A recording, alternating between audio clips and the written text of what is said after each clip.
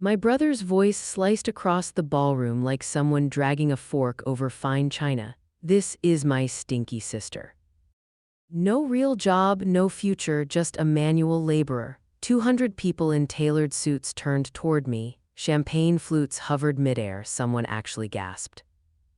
Laughter scattered through the crowd like broken glass. I stood there in my best dark jeans and the silk blouse I'd bought just for this night, feeling my face blaze. Gregory lifted his glass, smirking, my own brother at his big merger celebration in front of everyone he considered important. And the worst part, my mother smiled. Not a big grin, just that tight, satisfied little look she always wore when Gregory put me in my place. Approval she'd never say out loud, only show. Let me rewind, I'm Susie Fowle, I'm 34. And according to my family, I'm the failure who digs ditches for a living. What they don't know is this: I own Fowle and Company Landscape Architecture. I have 47 employees in 3 states. Last year we did $11 million in revenue. We just landed a $4.2 million contract with the city to restore the downtown riverfront. My work has been in Architectural Digest twice. I won a National Design Award for Morrison Park, but sure, I'm the stinky sister who plays in dirt. I never told my family about any of it. Not the money, not the awards, not the fact that my weekly payroll is $47,000. I had this naive idea that one day they'd see me, really see me, without needing a dollar amount attached. That maybe they could love me for who I am, not what I'm worth. Spoiler, they didn't. Gregory is 38, 4 years older and 400 times more arrogant. He works in finance, which in my family might as well be sainthood. Mom has called him her little success story since his first internship at 22. Thanksgiving, Christmas, random Tuesday calls, everything circles back to Gregory. Gregory's promotion, Gregory's new car, Gregory's important clients, and me. Oh, Susie's still doing her little gardening thing. It's not gardening, Mom, I've said approximately 7,000 times. I'm a licensed landscape architect. I design outdoor spaces, run construction projects, and own a company with equipment worth more than Gregory's house. That's nice, honey, but when are you going to get a real job? You know, something indoors where you don't get all dirty? I stopped trying to explain years ago. Some battles just drain you dry, or so I thought. 3 weeks before the party, Gregory called. That alone should have been a red flag. Gregory never calls me unless he needs free labor at Mom's house. I want you there, he said. This night is important. There'll be serious people. So maybe don't go on and on about your ditch-digging business, okay? I don't need you embarrassing me. I should have told him exactly where to shove his invitation. Instead, I said yes. Because my fatal flaw is that I actually love my brother. Somewhere under all that ego is the kid I built blanket forts with, the teenager who taught me to drive. The person I once believed would always have my back, so I went. I spent 3 days hunting for the right outfit. Too fancy and Gregory would mock me for trying too hard. Too casual and I'd be the slob who didn't understand dress codes. I landed on dark jeans, a cream silk blouse, and the one pair of heels I own that don't make me want to cry after 20 minutes. When I walked into the ballroom, I felt stupidly hopeful. Maybe this time would be different. Maybe he'd introduce me like a normal person. Maybe I'd meet people who didn't assume I was worthless before I opened my mouth. Then I saw the venue and almost laughed out loud. The Grand Metropolitan Hotel. Specifically, its newly renovated terrace with sustainable gardens and custom water features, I should know. My company designed and built every inch of it. We'd finished the project 14 months earlier. There's a bronze plaque by the fountain in the lobby, Fowle and Company. My brother had walked right past it without a glance. I grabbed a glass of champagne and aimed for a quiet corner. That's when my mother swept in, heading straight for Gregory like a moth to flame. She hugged him for a solid 30 seconds. When she finally noticed me, I got a small wave and a look that said very clearly, "Don't you dare cause trouble tonight." "Hi, Mom, I'm fine. My business is thriving. I just hired 3 new project managers, but no, go on, tell Gregory how sharp his suit looks." I was mentally mapping my escape route when a hand tapped my shoulder. Todd Brennan, my ex, the man who dumped me 8 years ago because I was going nowhere with that lawn mowing thing of yours. The one who told me I lacked ambition and would never amount to anything. He'd gotten a hair transplant since I'd last seen him. It looked like someone had glued a frightened woodland creature to his forehead. But sure, I'm the one who let herself go. Susie, he said, all faux warmth like we were old buddies instead of people who hadn't spoken in a decade. Wow, you look the same. Thanks, Todd. You look different, very different, like new terrain up top. He missed the sarcasm. As always, turned out Todd was Gregory's potential investor, naturally. Because this night wasn't already a train wreck in slow motion. Before I could slip away, Gregory clinked his glass for attention and slung an arm around my shoulders, that big fake smile plastered on. Everyone, I want you to meet my family. My beautiful wife, Vanessa, my wonderful mother, Diane, and this, he yanked me closer, this is my stinky sister, no real job, no future, just a manual laborer. The room broke into laughter. My mother smiled. Todd snorted champagne out his nose. That was the only satisfying part of the entire evening. I stood there frozen, wondering how I'd spent 34 years loving people who couldn't even pretend to respect me. But when you're underestimated your whole life, you develop certain skills. You watch. You wait, you notice. I noticed Gregory checking his phone every few minutes, anxiety twitching at the edges of his smile. I noticed how fast the champagne disappeared from his glass. Something was wrong. I wasn't the only one who saw it. An older man in the corner wasn't laughing with everyone else. He was watching Gregory with the focused stillness of a hawk. Our eyes met. He lifted his glass to me just slightly. I had no idea who he was. I was about to find out. The party moved on like nothing had happened. Gregory's joke was already fading into the general noise of networking and backpatting. For them, it was just entertainment. For me, it was another brick on the pile labeled family disappointment. Vanessa materialized at my elbow like a designer-clad vampire who'd scented blood. "Oh, Susie," she purred, giving me a slow, assessing once-over. "Couldn't find anything nicer to wear." "I mean, it's fine for you, very practical." Vanessa's dress probably cost more than my first truck. Her blonde hair was sculpted in one of those updos that require 3 hours, 17 bobby pins, and a professional stylist.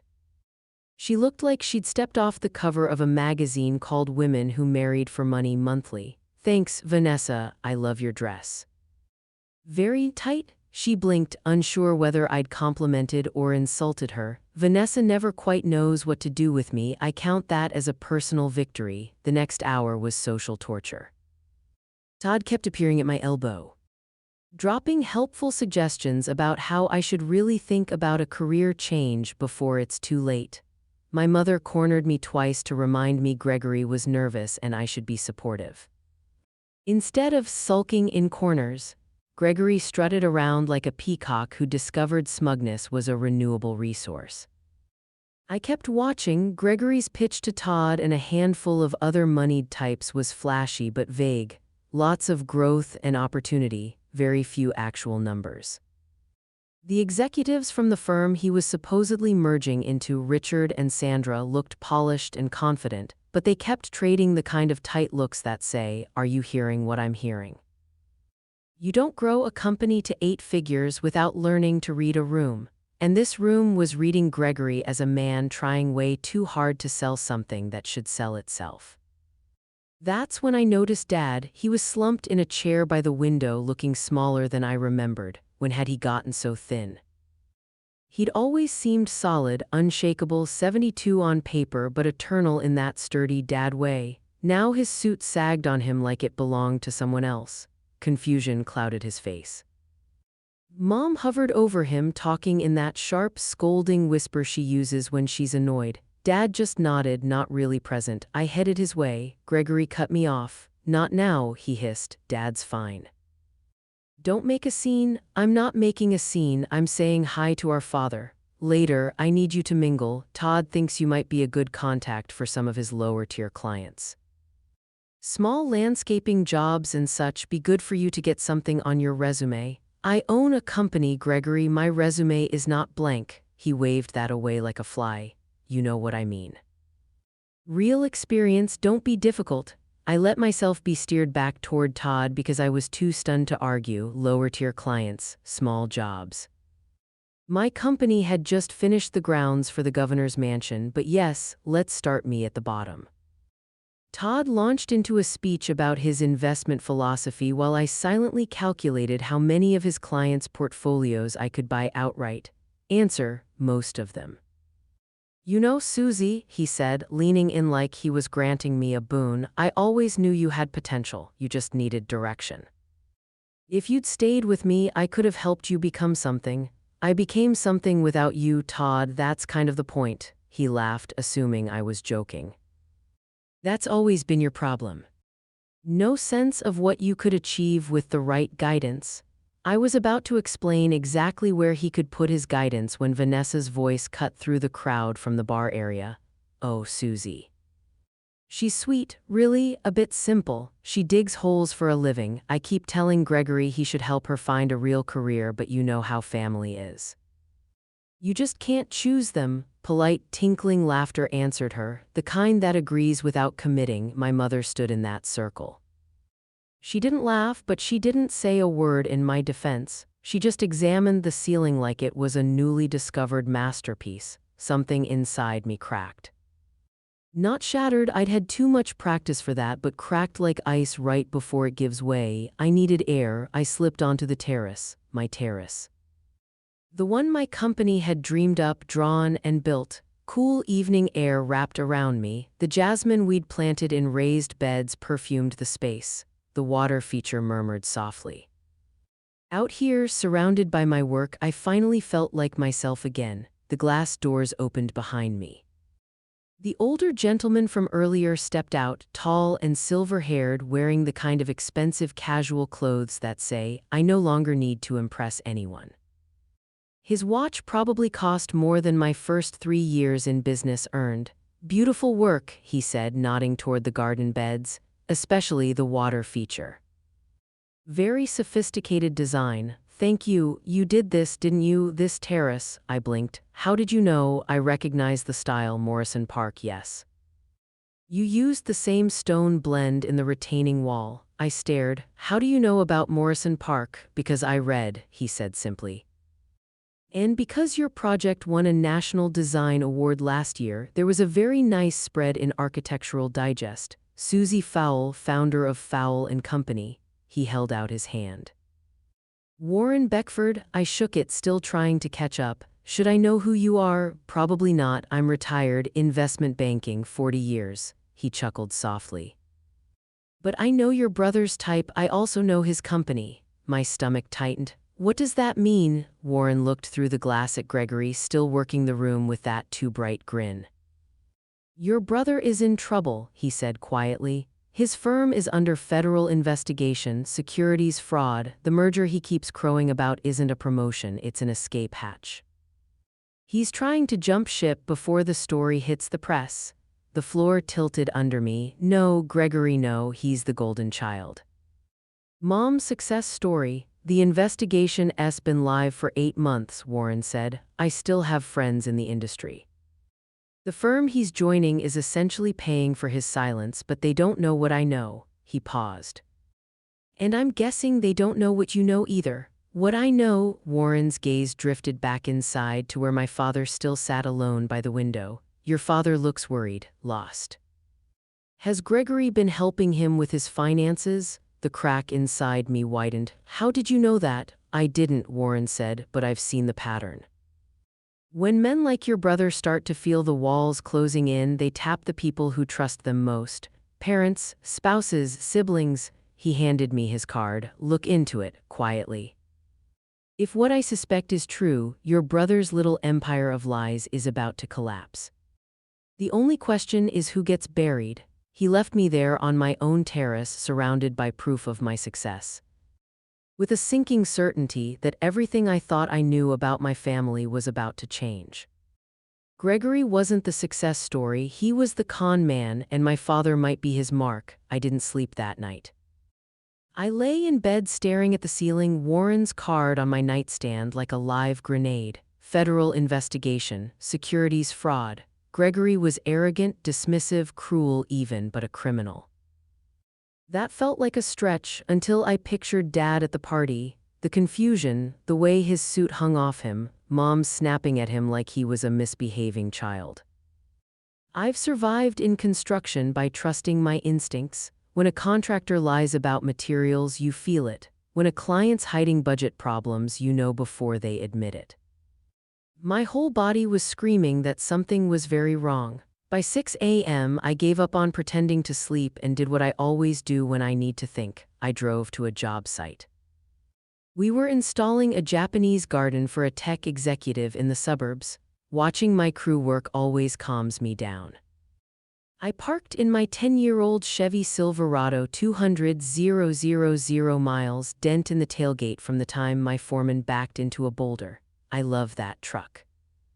It's paid off, reliable, and doesn't care how much money I have, unlike certain relatives. As the sun rose over the site, I made a decision. I was going to find out the truth. First, I called Warren. He answered on the second ring like he'd been waiting. I asked him to tell me everything he could about the investigation into Gregory's firm. For 45 minutes, he walked me through what was technically public or industry known: cooked books, inflated returns, buried losses, shuffled funds. The SEC had spent nearly a year building a case. Gregory wasn't the mastermind, that honor belonged to his boss, but he was knee-deep enough to face serious charges. The family angle, personal accounts, that's outside my lane, Warren said. But I know the pattern. When the pressure hits, they look for lifeboats. Those lifeboats tend to belong to people like your father. When we hung up, I sat in my truck for another 20 minutes, watching my crew move boulders into place and thinking about my next step. I didn't build a $12 million company by accident. I built it by being methodical, patient, and thorough. I don't act without information. I don't accuse without evidence. Gregory had spent his life underestimating me. He thought I was a clueless kid with a lucky little business. He had no idea what was coming. Step 1, reconnaissance. That afternoon, I called Dad, keeping my voice light. Hey, just checking in, how's everything? We chatted about his garden. He's always loved puttering in the yard. I probably got my love of plants from him. Then I eased in. How'd that meeting with the financial advisor go last month? Oh, that, he said, voice changing. Gregory's handling all that now, said it'd be simpler if he managed everything together. Something about better returns. I forced my tone to stay casual. That's generous. So he has access to your accounts now? He has power of attorney, Dad said like he was talking about the weather. Your mother insisted. Said I'm getting too old for all that complicated stuff. Power of attorney. My 38-year-old brother had legal control over our 72-year-old father's finances. And nobody thought it necessary to mention this to me. I ended the call with a cheerful goodbye, then immediately dialed my attorney. Rachel Park has been my business lawyer for 8 years. Contracts, disputes, tricky HR issues, she's handled them all. I trust her more than almost anyone. I told her what I suspected. There was a long silence. Susie, she said finally, if you're right, this is elder financial abuse. That's a felony. If you're wrong, you could blow up your family for nothing. If you're right, she exhaled. If you're right, your brother could go to prison. I know. Rachel gave me the name of a private investigator she'd worked with, Frank Morty, financial fraud specialist. I called him within the hour. Frank was blunt and uninterested in drama. Tell me what you need, spare me the soap opera. I think my brother's been stealing from my father, I said.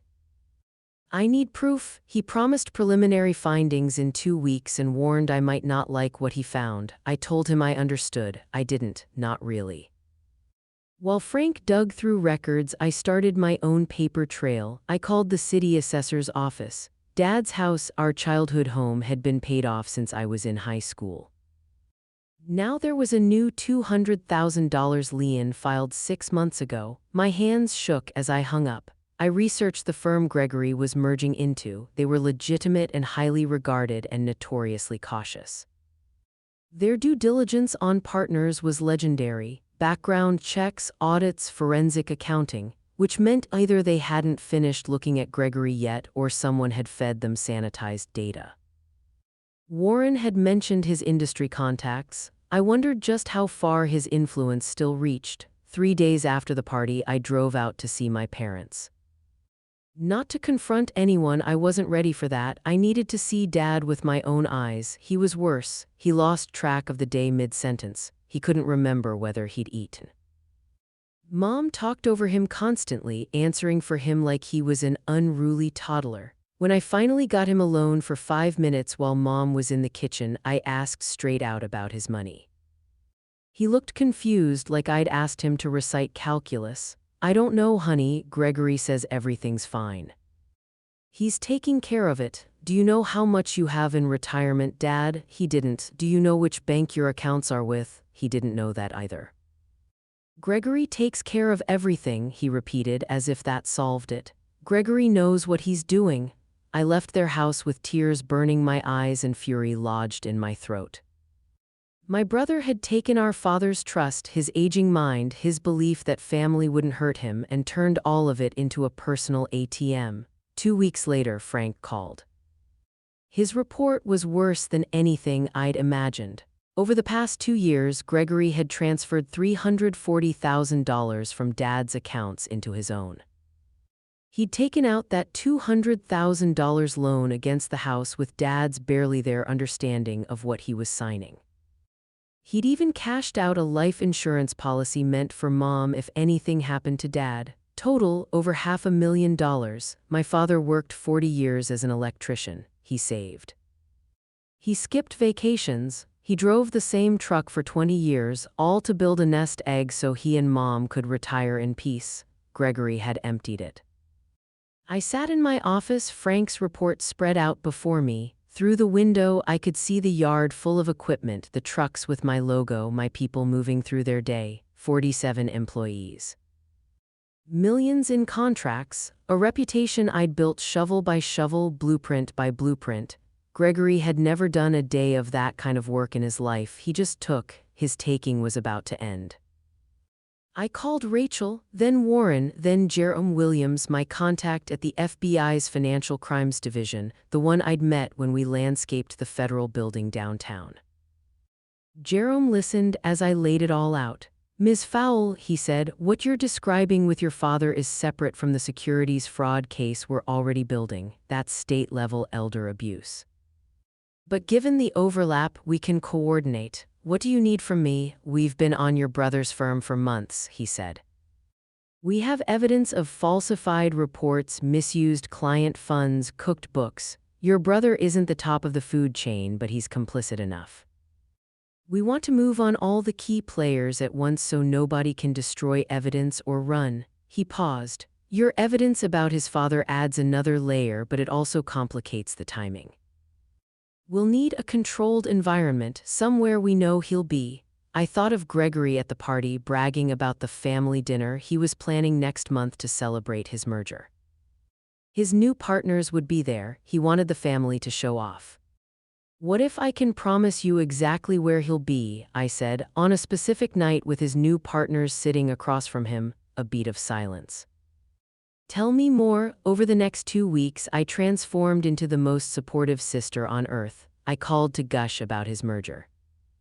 I sent Vanessa flowers with a note saying how thrilled I was for them. I rang my mother and suggested we all get together to properly honor everything Gregory's accomplished. Mom was wary. "Since when do you care about your brother's career?" "I've been thinking about what you said," I managed, almost choking. "About being more supportive, about appreciating what he's done." "I want to do better," she melted.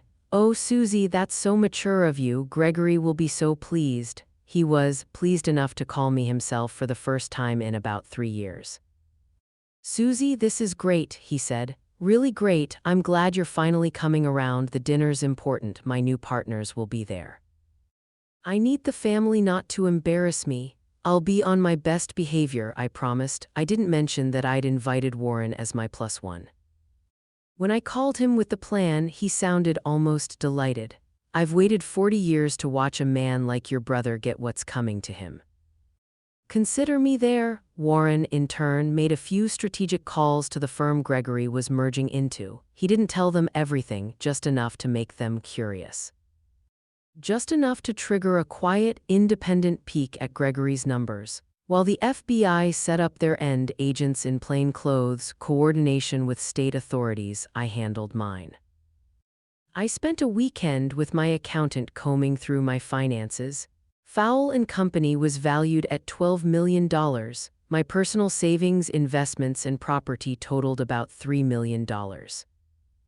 On paper, I was wealthy. I'd never felt that way. I still drove my old truck, still wore work boots most days, still spent more on soil amendments than on shoes. For me, the point was never the money.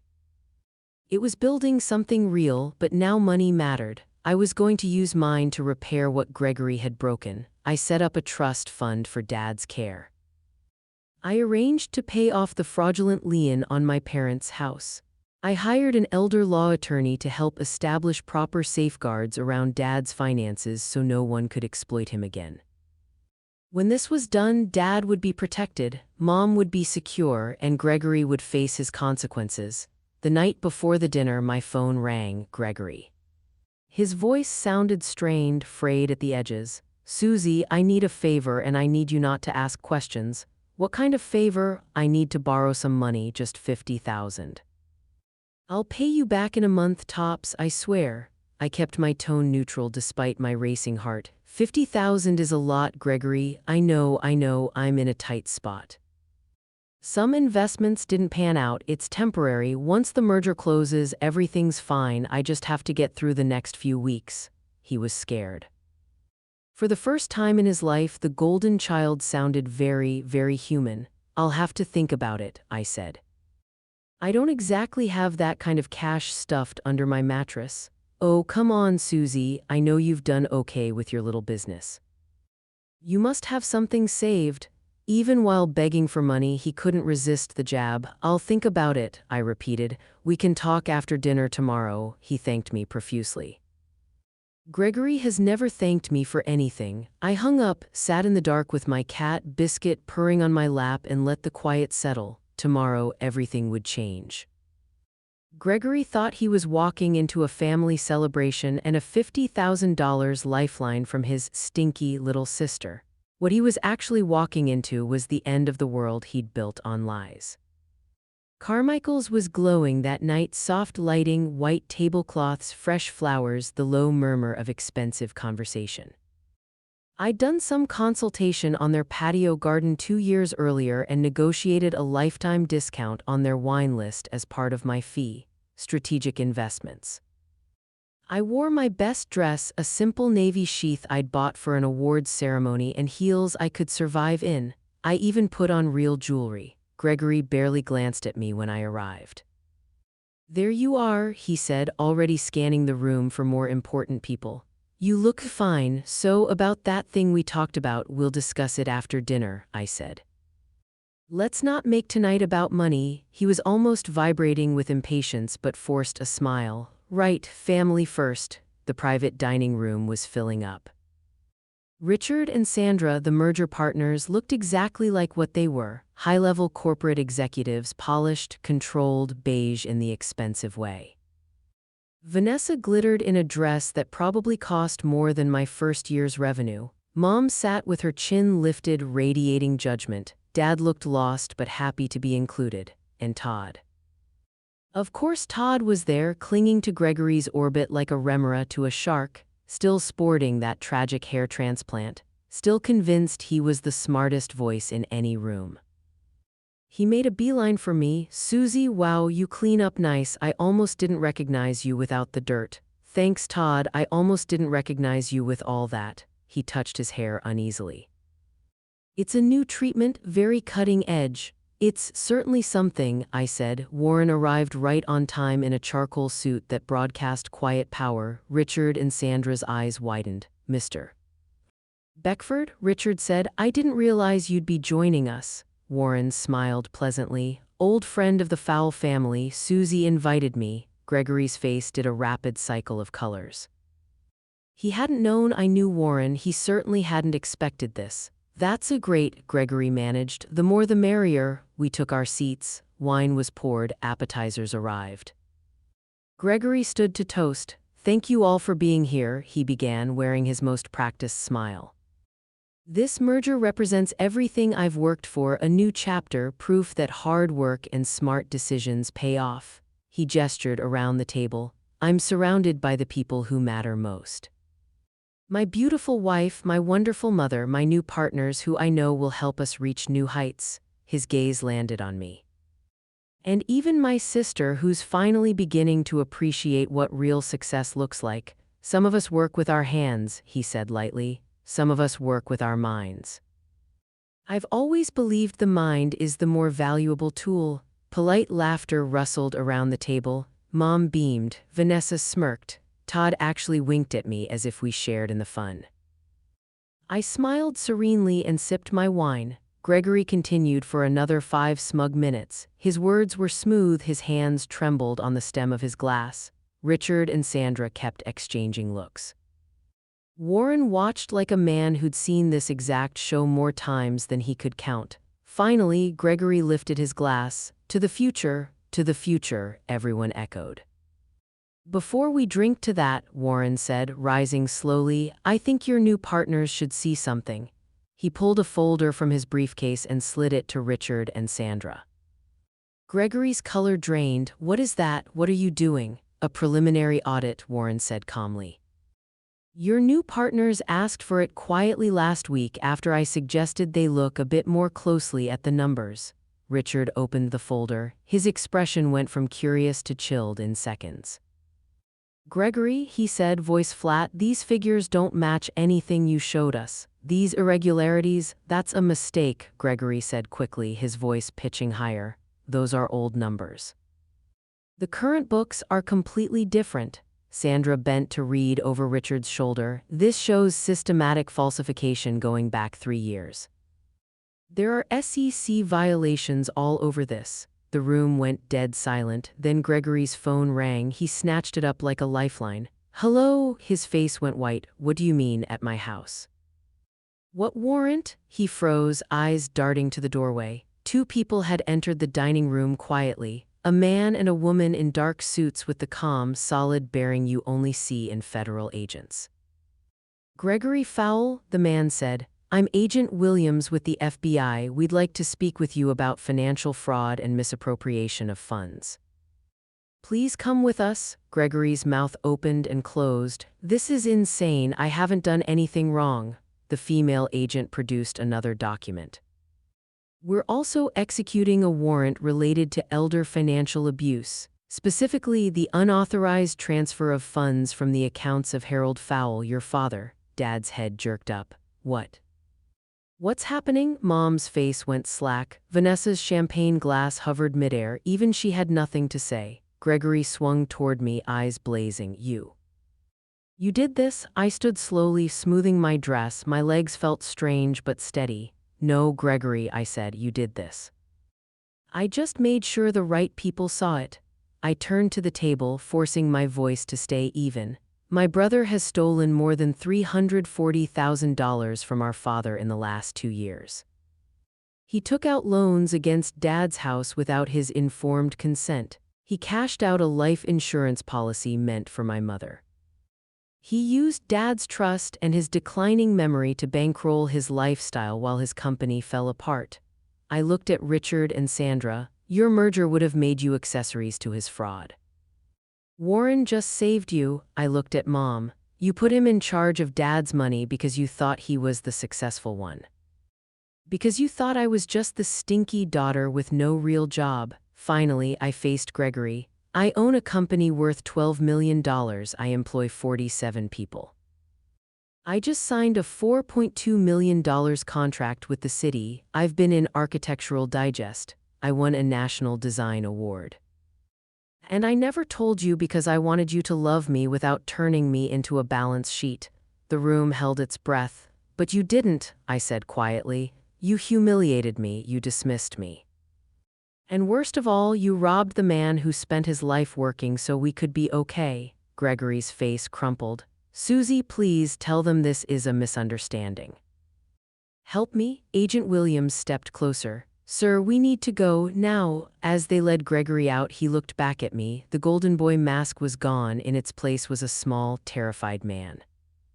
I felt no triumph, just a deep, exhausted sadness, and under that, something like relief.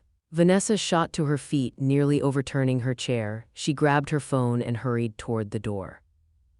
I need a lawyer, I heard her say, and a divorce attorney. Todd sat frozen, mouth hanging open. All his future plans had just evaporated. You really own a $12 million company, he stammered. Goodbye, Todd, I said. I walked to my father and took his hand. His eyes were wet.